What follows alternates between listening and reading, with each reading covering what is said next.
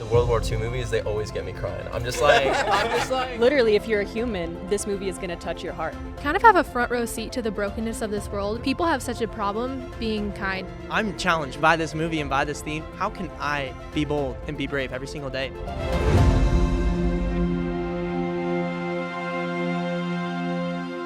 Hey guys, Andy Erwin here. I'm the Chief Creative Officer at Kingdom Story Company and one of the film producers here. We decided that we're going to do a discussion panel around one of our new movies, Whitebird. And we're going to talk a little bit about the issues in it and a lot about the subject matter. And we've got an exciting panel for you guys. So Whitebird is a film, a lot of you guys, I don't know if you remember the movie Wonder. Starred Julia Roberts, Jacob Tremblay, and Owen Wilson. It was a fantastic film. And I remember when I watched it, it was just oozed kindness. And there was something so special about it that we're like, we have to be behind this. And so it came out around the time that we had I Can Only Imagine coming out. And it had a very similar DNA in terms of just the overall feel and heart of the movie. And then it blew up. It became a worldwide phenomenon. It was amazing. So Lionsgate came back to that subject matter and was like, there was a spin-off graphic novel based on that that was both a sequel to it and a prequel to it called Whitebird. And they were like, we want to adapt this. They went out and got a master filmmaker. So Marc Forster is one of the guys that, you know, as a filmmaker, if there was an opportunity for me to just go get coffee for him and to be a production assistant, I would take it tomorrow. So he is a master storyteller from films like Finding Neverland, Stranger Than Fiction, Christopher Robin, and A Man Called Otto. He is at the top of his game. And he made a film that is one of the most special things that we've been a part of. It is about this little girl named Sarah that we go back to Nazi Germany. This has just invaded France. And in that, this little Jewish girl has to survive based on the kindness of others. And where it's connected to Wonder is, in Wonder, I don't know if you remember, there was a character named Julian, that he was the bully. And so Augie, the main character from Wonder, is bullied by this kid, and the kid gets expelled from school. Whitebird follows that kid home, and he's wrestling with the idea that he's had to start his whole life over because he's been expelled and he's in a new school, and he's wrestling with how do I change and how do I survive. And he comes home to talk to his grandmother, and this grandmother is played by the one and only Helen Mirren. And she sits down and says, you don't know your family history. Let me take you back to my life as a little girl. And she was that little girl, Sarah. And she walks through how the kindness of strangers was radical in saving her life. And it gives him this appreciation for what it means to have the courage to be kind. And it's kind of a redemption story for that little kid, Julian. It is a special story. You guys are in for a treat. And before we get to our panel, we want to show you a little sneak peek. Check out this trailer for Whitebird.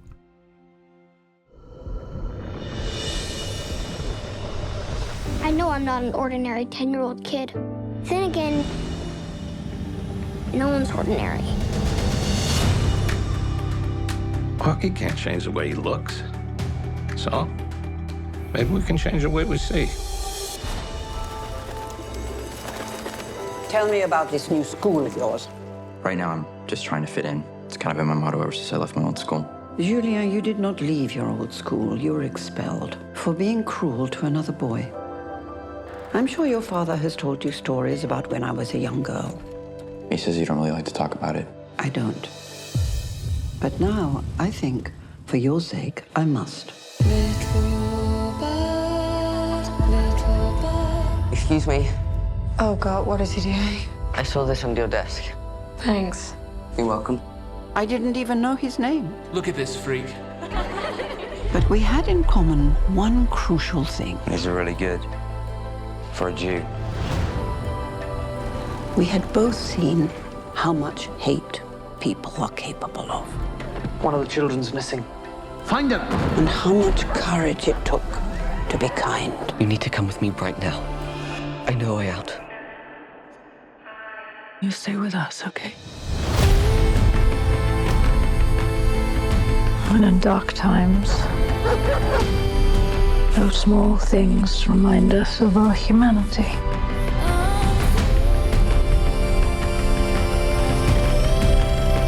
How would you like to visit New York tonight? Sure. Open your eyes.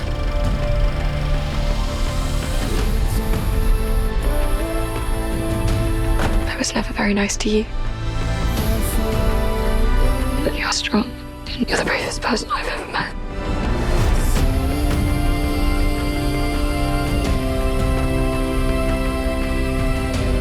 You forget many things in life, but you never forget kindness. Because when kindness can cost you your life, it becomes like a miracle.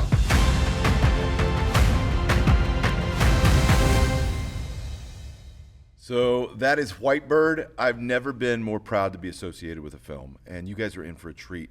This one it's both epic, it's emotional, it's a story of redemption, and it's a love story. And it's a special film coming to theaters in October. You're gonna love it. So I want you to meet our panel. We've got a special panel. I'm geeking out over the people that we got sitting at this table because they each have a voice that's very defined, both in our space and especially just growing in what they have to say for the idea of faith and what they believe about Jesus. So we've got Joe Navarro, we've got Hailey Julia. Yes, that's me. Yes, that's right. And then we've got the Petersens. We've got Jacob and Julia Petersen. Yeah, I want to talk a little bit about just the idea of representing faith, in entertainment and how to utilize, art forms like, I don't care if it's movies or if it's social media. The idea is about communicating.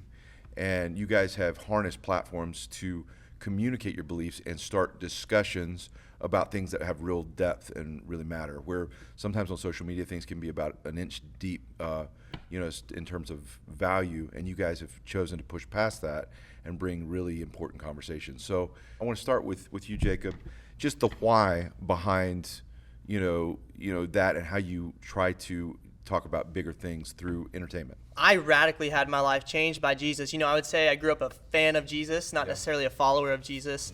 And I don't know if you knew this, Andy, but I had about 600,000 followers before I actually started posting Christian content. Wow. And so I was really doing it for myself at that point, and got convicted, and I was like, man, I really want to do this for something greater than myself because I was unfulfilled. And then, 6 months later, I prayed. I was like, God, what do you want me to do with this platform? And started sharing Jesus. And since that day, it's been like 4 years in October, which is crazy.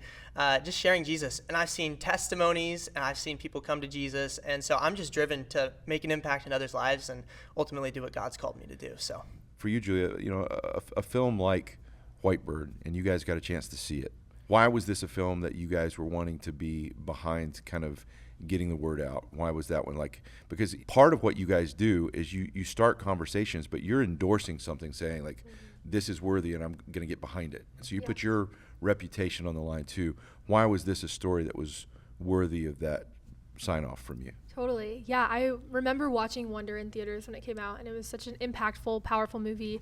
And when the movie was first presented to us, I kind of had forgotten about Julian and that movie, because my focus is on Augie in the Wonder movie. Sure. But yeah, just knowing the storyline, and I think all of us can agree, we kind of have a front row seat to the brokenness of this world right now.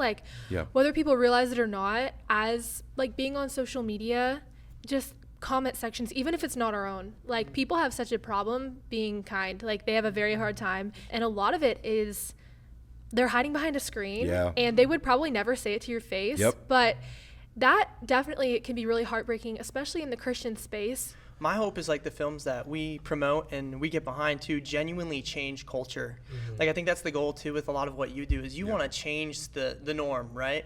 What it is to be normal. Some people think it's normal to go and go bully somebody or put them down, and generally it's from an insecurity on their end. I mean that's what I've learned, and so I just want to get behind films just to add, and I think all of us do, to change the norm. How can we step up, right? So yeah, and to add on to that too, Whitebird specifically, it was just such an impactful film. It doesn't matter you're an atheist, you're a Christian, you're Buddhist, whatever. If you're a human, this movie is going to touch your heart, and it was just incredible. Yeah. The World War II movies, they always get me crying. I'm just anything with the Holocaust, I have such a love for the Jewish people. I'm I will step behind that 100%. Just stepping out of your comfort zone and how they were willing to put their lives on the line for these people. As Christians, we need to step out of the crowd of comfort, complacency, and cowardness. Well said. And step into the personality of Jesus. Because Jesus did not he was not in the crowd. He was a part of the crowd, and you could tell he was different. Well said, Joe. I think that kindness can be incredibly rebellious, you know, because kindness is not easy. And I think we think, Jesus said that it's easy to say, love somebody that loves you. It's loving somebody that may cost you. That's where it's really displayed. So let's get to that. There's a clip that we're going to take a look at, and then I want to discuss it. We've got several clips that we're just going to watch from the movie that Lionsgate has graciously allowed us to share. So we have a first clip, and want to take a look at that, and then we're going to talk about it. Julien, you did not leave your old school. You were expelled for being cruel to another boy. Whatever, you know what I mean. If I learn anything from back then, it's to just mind my own business. Don't be mean, don't be nice, just be normal. And this is what you've learned? To be normal? What's wrong with normal? Nothing. And everything. I, too, wanted to be normal when I was your age, but... But what? I'm sure your father has told you stories about what happened to me when I was a young girl. Some. He says you don't really like to talk about it. I don't. But now, I think, for your sake, I must. So powerful. There's a couple of quotes in this film that just arrested me. When you start a cultural conversation, you want to leave people. You don't want people to take medicine. It's entertainment. But if you can present in the entertainment a thought that gets past your head and gets right to your heart, it takes root and starts challenging how you think. And so this quote that was in this clip of what Julien, his philosophy that he's done to kind of survive, he's come out of being a bully, and he's gotten expelled. And he's kind of just like, well, I'm not going to try to be the cool kid. I'm just going to I'm not going to be mean. I'm not going to be nice. I'm just going to be normal. I'd love to hear y'all's thoughts about that struggle that people face, and maybe that you face, of it's so much easier just to kind of fit in the flow and be normal instead of taking a risk. Totally. I think, unfortunately, in today's world, being normal is... I don't even know what normal is anymore, honestly. Changes minute by minute. It has, and it really does. Cool thing about like looking at the figure of Jesus is like, even like when the woman was caught in adultery, like before telling her like, hey, what you're doing is a sin, he loved her first. I think just speaking a heart language of everybody, like don't be mean, don't be nice, just be normal. I think that we've gotten into a place where it's easier, like you said, to kind of hide away, and that somebody who is outspoken, or somebody, who might stand up for somebody who's being bullied, or in a situation where the odds are stacked against them, they just kind of stand back. It's normal. But you said something that's like, kindness is sometimes rebellious. Yeah. And that stuck out to me, where it's like, man, it's going to seem rebellious in some people's eyes, but the one thing that you do that is considered rebellious could quite literally like save somebody's life and totally change it around, just like it did in Whitebird. And like, that's the status quo. Like, I think we need to set is in terms of kindness, like, man, stick up for people. Like, we're all humans at the end of the day who are going through pretty much this, not the same experience of life, but the same life. We're here on the earth at the same time. And, how can we make a difference? And how can we proactively think about that? So I've seen kind of different segments of the crowd, but there is the masses that they just, don't rock the boat and jump on the bandwagon, whatever the popular opinion is. And it's easy to, I think, fake kindness by jumping on what everybody else says it's okay to be kind about and defend this, but then you step up for the person that is, marginalized or hurting, that may not be the cool, popular person to stand up for, and you get killed for it. And so people just kind of go with what's safe. And I think for me, the word normal goes with the idea of safe. And I don't think kindness is safe. And I think there's this other segment of that I see growing in culture of people that are craving something authentic. They want a bold thing to follow. And I think that's where kindness thrives. And so in this story, the bold flavor of this story that I like about Whitebird is it follows this character of Julien. And Julien is the protagonist of this film, but he was the bully in the last film. And so watching the character arc in this kid, this 15-year-old kid, that I think a lot of times in cancel culture, what happens is this cyclical thing of the oppressed becoming the oppressor. And it's this idea that the only way to defeat a bully is to become a bigger bully. And it just keeps this cycle of hurt and hate going. And I think the antidote for that is the idea of a redemption story. So the idea that in this story we redeem the bully, and he comes to know his family history, the importance of kindness, and it transforms him. A lot of times I think in society now, like, it's one strike you're out, and you do something that gets you canceled or gets you whatever, and it's just like, that's a bad person. We're going to put that in the bad person category. They missed their chance. We're going to move on. Why is this redemption story? Why does it register with you? I'm going to start with you, Joe. Why does it register with you? And why are redemption stories so important? Redemption stories are so important because, I mean, we all mess up. Yeah. And if one of us messes up one time and we're just thrown away, then, like, what can we do, like, to get back on track? Jesus forgives us of our sin every single day. I was going to add, too, I think we've all been Julian at some point to some extent. Like, maybe it's not a bully, but there's been a place where we've needed redeeming. Yeah, we feel. And, like, for me, that came on the cross. Like, that's just how it was. Like, Jesus did redeem me from my sin, and I think that's why it's so impactful to me is, like, I've been in the place where I've been down, I've done the wrong things, and I felt like, okay, what do I do to fit in? Like, I can't be the mean guy, I can't be the nice guy, how do I just be normal? And it's through the redemption of Jesus that I could become somebody who is much greater than myself. Greater is he who is in me than he who is in the world. And so it's just like, man, how do I continue to portray that? So that's why it spoke to me so loud, is like, I'm being redeemed every day, you know? And so are other people. I need to be redeemed a lot in middle school. Like, that was, like, I need a lot of redeeming. Like, I was working through a lot that time. And I'm not perfect at all. Any 14-year-old should be able to say the same thing. It's a messy thing where you're trying to figure out how the world works. Hailey, for you, bullying is a growing issue. I think especially in the world the sphere you guys exist in. A little bit like what was said about, like, what was said about, like, people hiding behind their digital perception and not their real person. It's amazing how you can eviscerate somebody by text and not feel anything because you don't have to look at their face as you're doing it.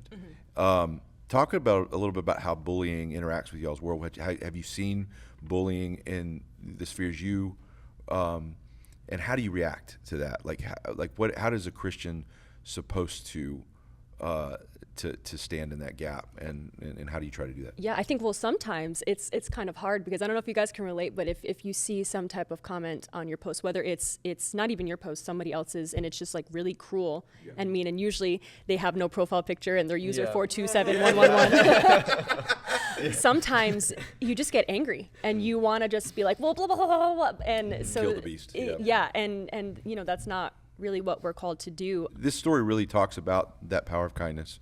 Kindness from an unlikely source. I mean, it's the bullied kid in Sarah's story back in Nazi-occupied France was the kid that was bullied, and he was the one that kind of stands up for her, and he becomes kind of the hero in her story. This kid that had some physical challenges. He was kind of labeled harsh names. He was they called him a cripple, and she didn't even take him for seriously. Like, she wasn't even really kind to him until all of a sudden she's in need, and he breaks the cycle and is like, I'm going to put my life on the line to save you. What are the moments in the movie of kindness that really registered with you? What did you take out of the movie, or moments that you remembered that stuck with you? Oh, there was one that really got me, is when they Julian and Sarah were in the barn, and she was pretty much was like, if it were you, if you were the one in trouble, I don't think I would have helped you. Wow. And then he's like, well, no, I think you would have. And she's like, no, like, I wouldn't have. And like, look, I'm getting goosebumps right now. Whoops. But that really, that stuck with me. That was powerful. Wow, this is grace. It's amazing. Yeah. I love that. That part gave me goosebumps too. It was incredible.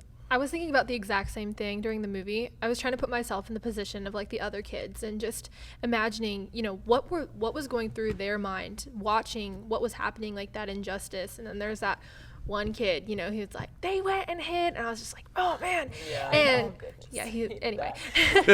But I just thought it was so special that Julian, he knows what it feels like. He knew what it felt like to be an outcast, to be hated by something you have no control over. And I think it was just so special and so sweet that he was willing to, like, just be so kind to her. And I mean, insane kindness, risking his life. And it really put my heart in check. I was like, if I had to lay down my life for somebody, or, you know, whatever context it would be in, would I be selfless enough to do that? And I think there is some selfishness there where I'm like, I might hesitate a little bit, or I might not even do it at all. It depends. I have no idea what I would do in that situation, but it's good to have a heart check, because man, that is scary. And I pray that's something that we never have to experience. But it's a great thing to think about, because man, that was just an incredible story. Fantastic. Something I thought was really cool too is how he took action right away in the circumstance. Where, you know, Sarah was up in that balcony of the school, and he went up there and he took her down into the sewer, and it ended up going out to their house. Imagine if he hadn't done that. She might have been captured and she might have been killed. And it's like taking action in those harsh moments too, where it's like you see somebody in the act of being bullied, or you see somebody in the act of being, you know, whatever it may be, and like actively telling yourself, I'm going to take action because this is much bigger than me fitting in the crowd. Like it was this person's life at the end of the day. And, you know, it's just like, man, how can humanity have a heartbeat of kindness? Like that's what we have to think about, is humanity as a whole, like passing every barrier. Like how do we just operate on the same heartbeat? And I think this movie portrayed that so well. And we don't need to just be kind during the big moments, but also the small moments. Like whenever Julian got like her sketchbook out of the principal's office, and how he just like risked his life to go get that, just so that Sarah could just have a good moment of peace and just like of happiness. And we need to continue that kindness throughout our life, and not just those one big moments. And you're like, okay, I did my deed of the day, but like it needs to be a continuous thing. It shouldn't just be a thing; it should be a lifestyle. One of the things I thought was so ironic was he got made fun of because his dad worked in the sewers, and that was pretty much what saved her. That's what saved her life. And like that's just so cool. That was what saved her life. She was like, oh, I don't know, but then that saved her life, and that's just such a cool story. At the end of the day, I think he had to mature a lot faster. I don't know that for a fact, but he, like with what he went through, like he had to mature a lot faster and realize like what are the most important things in life, and how do we navigate these things. And I thought that was really cool too, because I mean, you know, I think we've all been at a place where we've kind of had to face it and been like, okay, like let's grow up here and let's figure out what really matters. And so I thought that was really cool too, just seeing that in action, constantly being bullied and doing those things, and still standing up for the right thing when he had every reason not to. Well, I mean, what goes with that, Jacob, is this idea of the unlikely hero. You know, it's like, you know, the one that you would pick out of the crowd that's going to be a hero in the film wouldn't, because of a number of circumstances, be this kid. And the reason why he's named Julian and her grandson is named Julian is revealed later, and there's a beautiful symmetry to the story. I won't spoil it. But this kid that she grew up with named Julian, and all of his challenges, it produced a heroic heart. And I think that's where, you know, and in this story, you know, it's in a community where, you know, this little Jewish girl is mistreated because of who she was born to be, and it was, you know, celebrated that it was okay. They built out that it was okay, like to refuse Jews in businesses, and it was okay to ostracize and to make fun of them. It was actually encouraged that they were lesser than. And I think, you know, we would say I would never do that, and then all of a sudden you see how quickly the mob turns on a group of people on social media or in culture and says, no, it's okay to, you know, attack this group of people because of who they are. And then everybody's like, oh, no, this is a righteous cause. And you're like, I would never do that. And all of a sudden it's like, well, there's a reason why all these people follow this kind of agenda. And I think the thing that, for me, differentiates that, I think as Christians, a lot of times we get confused, I think, between the idea of nice and kindness. Nice, it's easy to be nice to somebody. It's like, oh, I like what you're wearing. You're really good at what you do. You guys are really, you know, amazing on your platforms. That's nice. Kindness takes risk, and I think kindness takes courage. And so that brings us to our next clip. Vivienne and Jean-Paul. We'll do everything we can to find your parents. And until then, you stay with us, okay?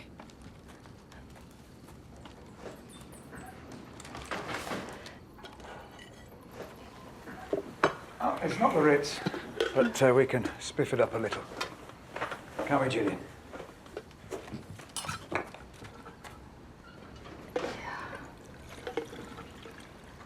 try to eat something?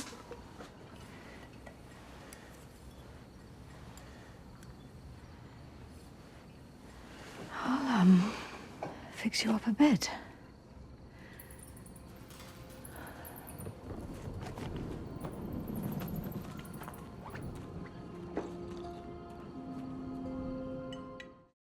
That's amazing. You know, so the family, and that was the great Gillian Anderson, who I'm a huge fan of, playing Julian's mom, and I grew up watching her on the X-Files, but she was also amazing in The Crown, so fantastic actress. But the family decides to hide Sarah in the barn in order to kind of keep her safe, and at great personal risk, because if they had gotten arrested, they could experience the same persecution. And they decide to kind of take that risk.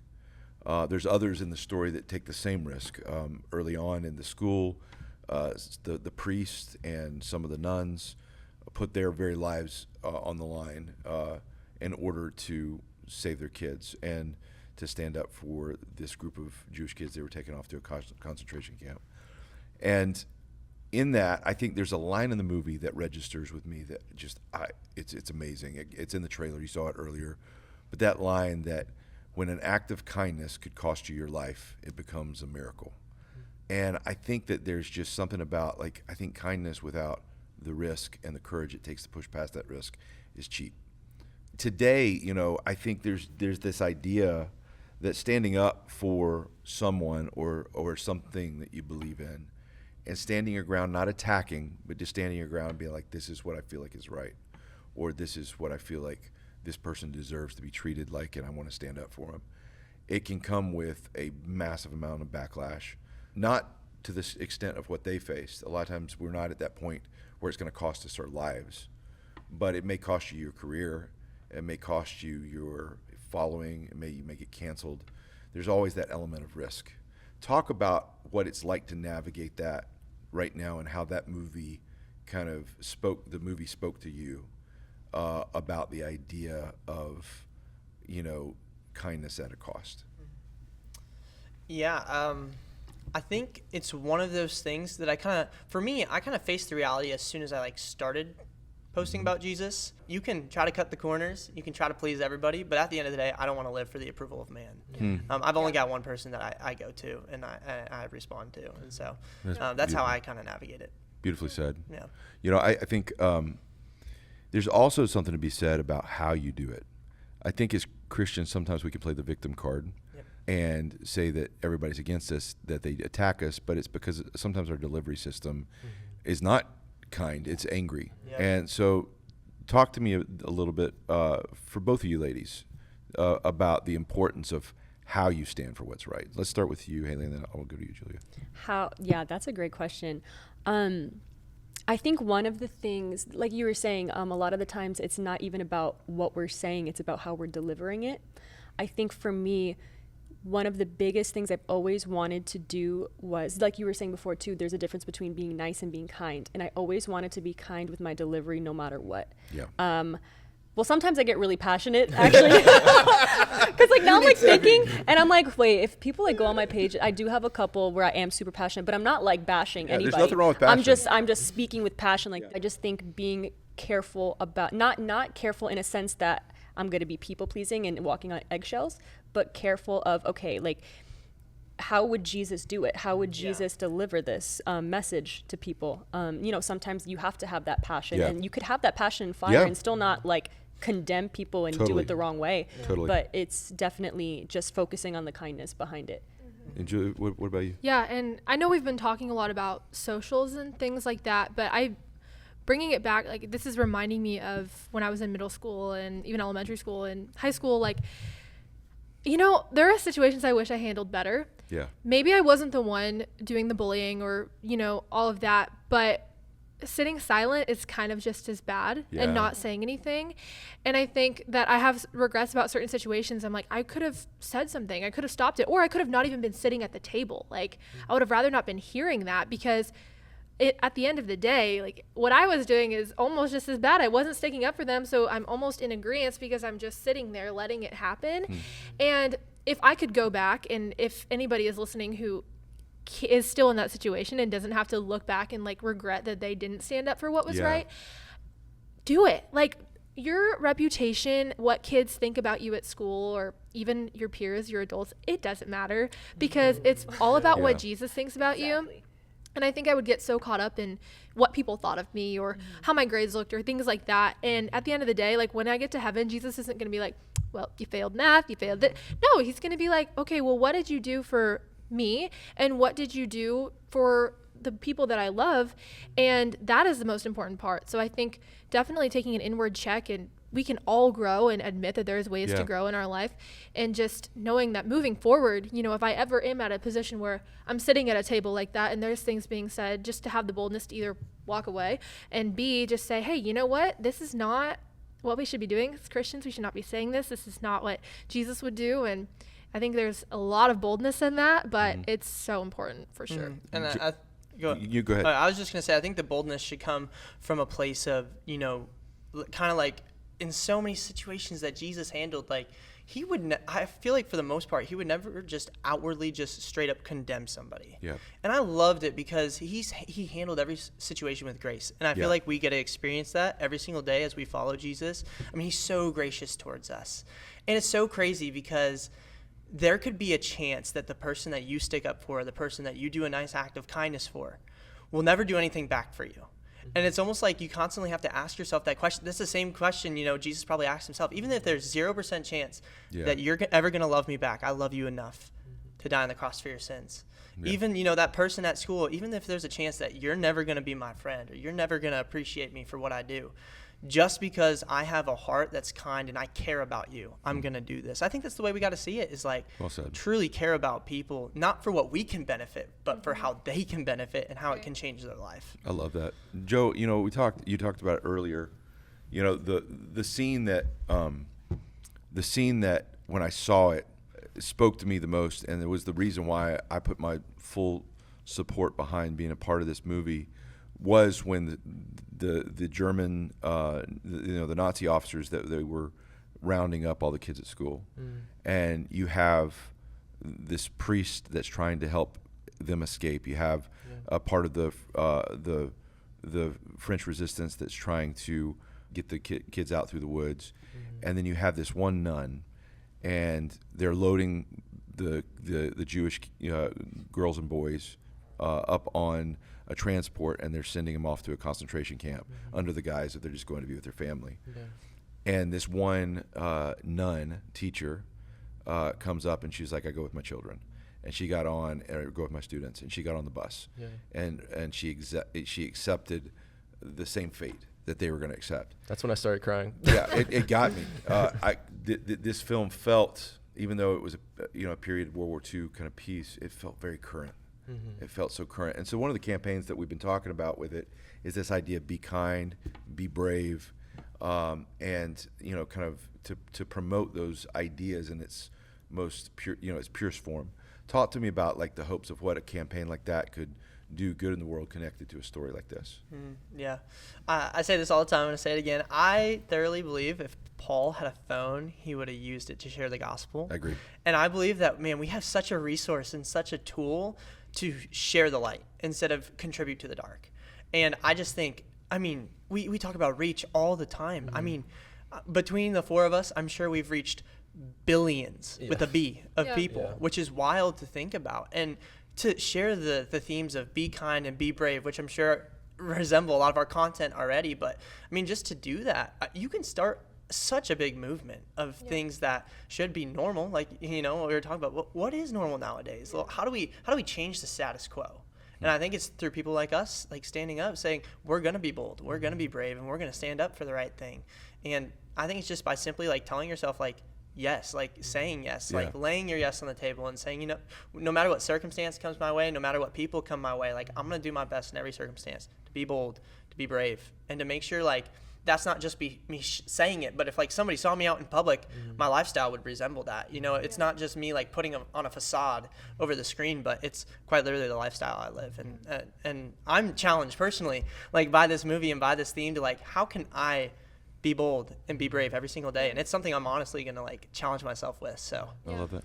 And something that's so cool about social media is there a long time ago, and you guys can remind me, there was this world record egg. Okay, it was a picture of an egg on Instagram. I forgot about I'm going with you on this. Yes, I don't know where okay. you're going, but and so let's take everybody the trip. was banding together to like this egg, like it, right? Get it the most liked post on Instagram. This is real. This really happened. Kylie Jenner. Selena. Jenner. Oh, I thought it was Selena. Oh, anyway, it doesn't matter. Yeah. So yeah, silliest thing, right? But like, you see people from every country, from everywhere coming together about a stupid egg. Yeah. Like, what the heck? And so you see something like that, and you're just amazed at how people can band together over the silliest things, even with, you know, some of the hatred going on in the world just towards people in general. A lot of it has spread from social media because they hear one thing, they see how many people are going in that direction. This must be right. Exactly. And so, you know, who's to say that us and anybody genuinely, because it seems like nowadays anybody can post anything on social media, and even just in their workplace or in their who's to say that we can't do the same thing with the message of hope and the message of Jesus and the message of this movie? I think there is so much potential that we don't even realize that people will come together. Cultures have just, it's almost like those boundaries have kind of been disbounded over the past couple of years with Gen Z especially, like even just fashion and music and trends because of social media. Everybody feels unified in some way. And I think that we can continue building that unity about making it the cool thing to follow Jesus and not go with the status quo and to not be normal.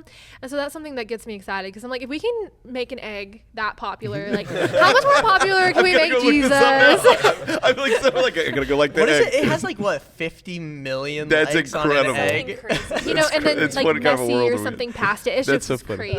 That's so, incredible. Yeah. I for, you know, I think the cool thing about it is when the ingredients are right and you pursue kindness and you do that with courage, it has the opportunity to produce hope.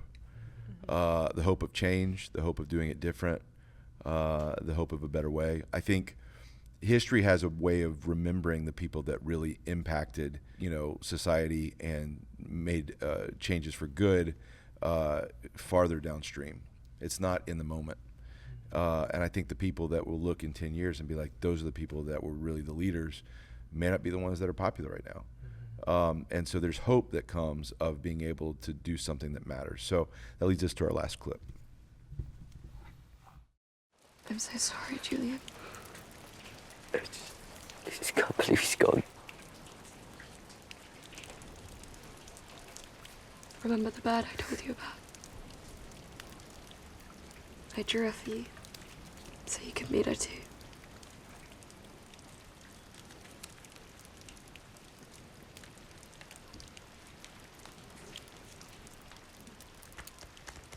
She always comes when I need her. She brings me hope.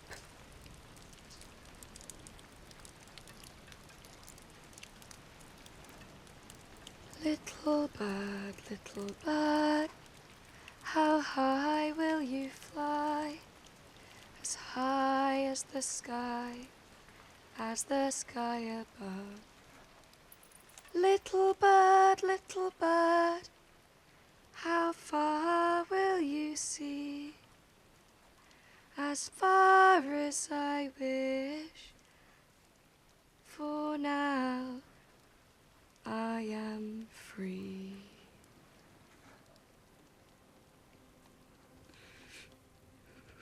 Thank you.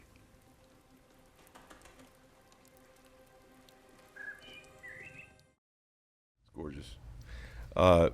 One of the things I love about Marc Forster's work is he has a way of taking a really intense topic and putting it in a whimsical package. You know, he did that with movies like Finding Neverland. He did it, you know, with A Man Called Otto and dealing with suicide, but with this package that was so endearing that you would have never kind of expected. And he does it with this movie with Whitebird, and it's a movie that's bursting with hope. You know, the hope of making a difference, the hope of mattering, the hope of changing a life, the hope of sacrifice for something that you really believe in. And for me, kind of leaves me, instead of on a downer, it leaves me inspired to go out and make a difference. The other thing I love about it is, at its core, it's a beautiful love story too. So let's put issues aside for a second and talk a little bit about the things that, you know, just got you on a heart level you know, with either the love story or things that kind of just were inspirational for you? Like, let's start with you, Hailey. What'd you think about that aspect? Oh man, so good. When Julian and Sarah are just in the car, and it's crazy because when you're watching the movie, you don't really like think like, oh my gosh, she's literally stuck in a barn and cannot come out for over a year. Like, that's insane. And obviously you don't really get the full feel of that since it's like an 2-hour movie, but just them going into the car for entertainment and using their imaginations and traveling. It's and magic. I was like, that was so cute, magical. I didn't see that coming. And when he did it, I was just like, because Mark just has this way of breaking rules. And I'm just like, oh my gosh. Yeah. Like, didn't see that coming at all. It's just so magic. It was just so sweet and like wholesome and just innocent. Like, I just loved it so much. What did you think, Julia? Yeah, I think it's so hard to watch and then not think of what you would do in that situation. Just being, I would be so worried. Like, if I was in that situation and then you were the one, because obviously Jacob and I are married. Jacob was the one that was like risking his life for me. I'd be like, oh my gosh, I hope he's okay. Like, all these things. And I was kind of holding my breath the whole time in this scene where he takes her out of the barn for the first time. Yes. And I'm just sitting there like, please don't let anything happen to them. Like, just let it be a sweet moment. And it was. And it was just so perfect. And I just was putting myself in that position. I'm like, oh, that's so sweet. Like, I just love their little story. And, you know, without spoiling it, it's just a such super sweet love story. And you kind of can see, I knew it was coming because I hadn't watched the trailer before watching the movie. But when he is watching her in the theater, you can see it in his eyes. He's like, I like her. And then he's doing all these things for her. And I could just see the way that he was looking at her. So I knew it was coming, but I didn't know in the what way it would be. So it was a great element of the movie, and it added some lightheartedness that I think it needed to just draw you in and to make you love the characters even more. So yeah. Yeah, Joe, for you, like, entertainment value, like, were you entertained? What really held your attention? The World War II aspect. Well, there's the adventure of the scenario. I love. Yeah. I mean, Casablanca is my favorite all-time film, so I love going back to that time period. Yeah, but like, just like them taking the risk, because like, if you want to make history, you gotta take risks and take that next step of faith. And just seeing that in a movie, and they're putting their lives on the line for, these amazing people, makes it an amazing movie to watch. And just like, are they gonna make it? Like, are they gonna be jailed up? Are they gonna be facing what the Jewish people like faced, or are they gonna make it out and it's gonna be an amazing story? You'll just have to find out and watch. Yeah, and I think something that's really powerful for me, when I watch a movie, I kind of like to put myself, especially if it's, you know, a movie I can see myself in, I kind of like to put myself in like the actor's like place. And so like, I feel like the whole time, like, I'm just envisioning myself in like this situation of like, man, okay, if I was Julian, like, would I have acted these ways? One thing that really stood out to me, there was a scene where they were starting to shut down service to the Jewish people. And she goes in to go and buy, I think it was a cookie. A chocolate. Yeah. It was like a little croissant. Yeah. And she's like, no. And she gives it to her, right? And at that point, it had almost been like, hey, like, no service. And it's just even that small act of kindness too. Like, would I be there, and would I give that to somebody in that situation? And, you know, in the midst of just so much despair and so much fear, would I do my best to make these magical situations come to life? Not only just because, you know, I want to do something for myself, but like, I genuinely have a love for somebody, not like just romantically, but a love for somebody because they're human and they matter. And, you know, just seeing myself and putting myself in those places, it gets you thinking about a lot of different things. And I think it was so cool because I feel like a lot of people, as they watch this film, they're going to be able to do the same thing, like put themselves in their shoes and really ask themselves and search their mind and their hearts, like, man, what would I do? And how would I act? And I love that so much. And I know, go ahead. Sorry. No, you go ahead. I know we talked about this yesterday. I asked you, you know, is this a real true story? And obviously it isn't about like two real people, but I think what a lot of people need to realize, and you know, it was almost a check for me, people genuinely were in hiding, being killed for who they were, all of these different things. And that is a huge part of this movie too, because it's super entertaining, it's super awesome, but it's also a reality check just to know this actually happened, and this is a part of history. Yes. So that's super important to bring to the table too. It's like, yes, it's entertainment. Yes, it's super exciting to watch, and what's going to happen. Yeah. But also, like, there, Corey Ten Boom, for example, she genuinely was Sarah, like, in that position, and there were people who genuinely wanted to help her. Or no. Back up. No. She was helping people hide. And so she was Julian in that situation. And so, I just think it's so cool to know that, like, there were really people who went through that and were that bold. And so it's super inspiring.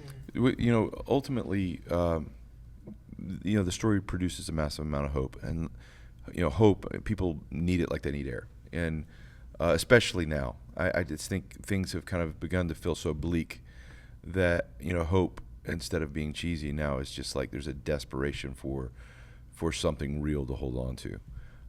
When we did I Can Only Imagine, that was the DNA of the film that became kind of our brand at Kingdom, was what we call a rush of hope. We don't do stories unless at the end it leaves you hopeful, wanting to go out and make a difference.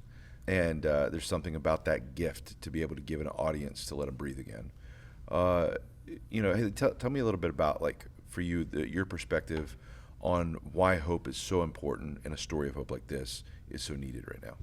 It's just so relevant to today because there's so much, although there's so much hate in the world too, it's a great reminder that there is also love, and there's also people who are kind and willing to step up. And I just think Whitebird is the perfect film to give that ounce of hope. Like, this world is crazy, but there are people out there who are nice and kind. I love that. So good. That's well said. But, so as far as where you each kind of draw your own personal hope from, there's specific scenes in this movie that kind of bring to mind Isaiah 40:31, is that those who hope on the Lord will renew their strength. They'll soar on wings like eagles. They'll run and not grow weary. They will walk and not faint. And just that idea that when you're tired, not growing tired of doing good, but just kind of wait on the Lord to kind of fill your wings with hope again so you can fly. This is a movie that kind of does that. For each of you, just, if you don't mind, just sharing a personal verse that is something you draw hope from personally. Start with you, Joe. My life verse is Matthew 6:33. It's first seek his kingdom and his righteousness, and all these things will be added to you. So good. And I've noticed it come up in my life several times. And there was one time I had a job right out of college. I went to Texas A&M. Whoop. And I took a job, and it paid great. I had salary, had benefits, had everything I wanted, but it didn't align with my values. It went against my faith. And I went to church with a friend, and I was telling the guy next to me, like I'm talking to you right now, I was telling him Matthew 6:33 and encouraging him for the new school year. And then the pastor comes up, and the first verse he says is Matthew 6:33, and he says, "Are you focusing on your job for provision, or are you focusing on God for provision?" And I got hit like a rock. And then I just felt the Lord's presence, and the next day I quit that job, and I knew he was going to provide for me, and he has. And one of the reasons I took that job was because he was going to send me the job was going to send me to Israel for free. And 2 weeks later, I get a random DM from a guy. He's like, "Hey, I saw you on my For You page, and the Lord's just telling me to give you this trip to Israel." Wow. And so I was able to go for free. That's incredible. And Matthew 6:33. I love that. What about you? For me, I wouldn't say life motto, but like something that's very relevant in the season that I'm at is Philippians 6-8. Don't be anxious about anything, but with everything, with prayer, supplication, present your request to God. And the part that sticks out to me the most, and the peace of God that surpasses all understanding will cover your hearts and minds in Christ Jesus. Wow, I feel like that was a long one. Good job. Proud of you. I've been memorizing Bible scripture. But Jacob, I'll let you cheat. Guys, I'm getting exposed out here. I love it. Yeah, but that I've been really holding on to that verse. Literally, I have it on my fridge in my apartment. Yeah, that's awesome. And I love that. To know that, like, when you are anxious and when you are just feeling uneasy, like God, he's the Prince of Peace, and he will cover you and your heart and your mind, and you're going to be okay. And life isn't always going to be this ball of anxiousness. So that's definitely what I've been holding on to. I love that. It's fantastic. Thanks for sharing that. Julia? You stole mine. Oh, sorry. That's okay. I thought I was going to get We're extra gonna back points up. for, We're gonna edit it out. Let's go. for putting a bird in there. I thought I'd give you more points. But another verse that comes to mind, and actually this is my favorite verse, in Isaiah 41:10. So do not fear, for I'm with you. Do not be dismayed, for I'm your God. I will strengthen you, and I will help you, and I will uphold you with my righteous right hand. That verse was on my phone randomly when I was on a mission. I was going on a mission trip to India. Wow. And they had informed us, I was in 8th grade, by the way. Wow. And they had informed us, you know, it's a little dangerous. You're not really supposed to go do that, and all these things. And, you know, have your Bible in your checked bag, not in your carry-on, just in case they search it, all these things. And so I was just really scared, honestly. I was, 11? I have no idea how old I was in 8th grade. Yeah, 14, probably. But I mean, you're smart. You're right. No, yeah. I don't know. And so my phone was in airplane mode, and I had nothing to do, and I was just crying, and I was underneath my blanket, and I was swiping around on my phone, and the verse of the day was just in a little like widget on the side of it, and it was Isaiah 41:10. Never heard that verse before in my life, and it brought me so much peace in that moment. That was one of the first times that I had ever literally felt just God's peace come over me. And that verse just gives me so much hope every single day. I love sharing it with people. It's in like every single bio I have, because it's like important. And so yeah, definitely super hopeful, and definitely transformed and changed my life. I love that. So I wanted to find a verse that like I felt like really fit with how people are going to respond. So this is Psalm 62 verses 5-6. It says, "Yes, my soul, find rest in God. My hope comes from him. Wow. Truly he is my rock and my salvation. He is my fortress, and I will not be shaken." And you know, we talk the whole time, and I just want to pose this to anybody, you know, whether you're going back to school, or, you know, whether you're going back to the workplace, or you're at the gas station, you meet somebody outside. We're talking about this message of hope. We're talking about taking action, being bold, being kind, being brave. And I just love this verse, because not only does it identify like where people can find hope, they can find hope in Jesus, but it talks about him being the fortress and that they should not be shaken. Like so many times we think, man, like this could infect me in such a bad way, or I don't know how people are going to look at me or what they're going to say about me. And it's just like, to repeat scripture, to repeat these words of life into your life. He is my fortress, I will not be shaken. He is my fortress, I will not be shaken. Like, I just think that's so powerful. And so even for anybody who's watching this, and maybe you're over the screen right now, just know, like, man, you can put your hope in Jesus. He'll give it to you, and he can be your fortress, and you will not be shaken. So he's our firm foundation. Come on. Well said, man. Very inspiring. You guys are old souls. I love it. These kind of last questions is like, you know, for you, like, why would you recommend Whitebird? And what can people expect when they see it? And what's your hope that they take away? Well, for one, it is genuinely a cinematic masterpiece. Like, it is just, it's so well written. The story, like, I just feel like there's some movies out there where I leave kind of confused, like, wait, why did it end like that? Or just this, it follows the story so seamlessly. And even just like the cinematography of it, and it's gorgeous. The colors and the lighting, everything is just gorgeous, and it just sets the scene so well, and it makes you really, it feels like you're in it. Like, it brings it to life really, really well. I'm same as you. Like I, you know, because I'm in the industry, for me to get out of my head and just to be sitting there eating popcorn, enjoying a film, and just immersed in the story, it means that it's so well done that I check all that at the door, and I just enjoy the show. Yeah. And this is one of those where I don't watch it as a producer, I watch it as a fan. Yeah. And Marc made a masterful story, so I totally agree with that. What about for the rest of you guys? Yeah, I would totally recommend anybody to go see this movie, whether you're a Christian, whether you're not, because number one, it does inspire hope, and but number two, it inspires change. Like, I just think, man, to change the status quo of, you know, we talked about all the crazy things going on in the world, dark sides of social media and all of that. I think it gives us a glimpse. It's a bigger story than, you know, just the main story of quite literally seeing the bully, his life change and his eyes open. I mean, you literally see transformation. You do. Yeah. And that was the most beautiful part for me. And I'm somebody who constantly wants my life to be transformed. I want my heart to be transformed every single day. And so not only going into it to see, like, hey, how can you transform your heart, but like genuinely seeing how can I be just the good in this world, and that I can let my light shine unto others and hopefully spark change within the entire world. I would highly recommend people see it. So good. Julia? I mean, what he said, you know. You guys are a good team. Yeah, just retweet that. I mean, it was such a great. Did I really just say that? You said it out loud. And I was like, that's actually really great. I love it. Yeah, I would recommend it to anyone, any age. They do a great job of portraying something so tragic and horrific in a non-graphic way, which I think is really important, because sometimes we can get away from that, and then, you know, somebody who may need to hear it shouldn't watch it because they may be scared of it or whatever. It's definitely something that can bring people back into reality. It's a reality check for sure, and it's not like all this fluff that is meaningless that's out there right now. It's definitely impactful, and I definitely think it changed my reality and changed the way that I perceive the world, and I believe it will do that for anybody else who watched it too. Joe, bring us home. Okay.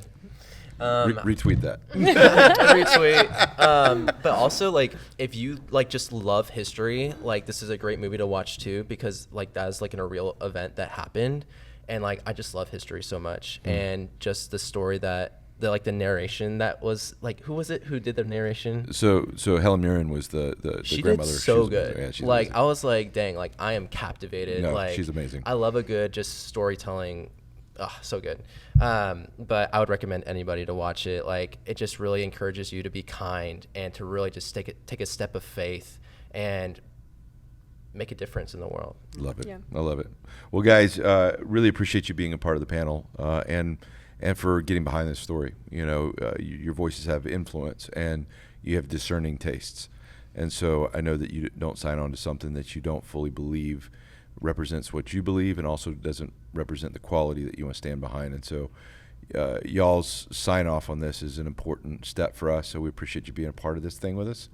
And thanks for a very lively discussion. I've walked away inspired, and I'm going to need some advice on social media from you guys. All right, so that is our panel. Had a lovely time. This was amazing. I was so excited about this film. I say what I said at the beginning, like, Whitebird is a film that at Kingdom we stand behind 100%. It's one of the most special things that we've been a part of. It is a fantastic piece of art. It's entertaining. It's good for your whole family. So get tickets. Go to tickets.whitebird.movie and keep up with what theaters it's going to be and when it's going to be out. It comes out October the 4th. It's going to be nationwide. And so tickets will go on sale really soon. And so get your tickets. Don't miss this. You want to have your whole family in the theater for it. It's something you have to see in a movie theater. And be sure to follow us on socials, all social platforms, and be a part of the movement. And it is #BeBrave, be sure to follow those things going on and be a part of it as not just a movie but a movement. And we're excited to let you vote with your movie ticket, let you vote with your voice, and be a part of something that I think could be truly special. So we'll see you in the movie theaters. Thanks for all your support at Kingdom Story Company, and enjoy Whitebird.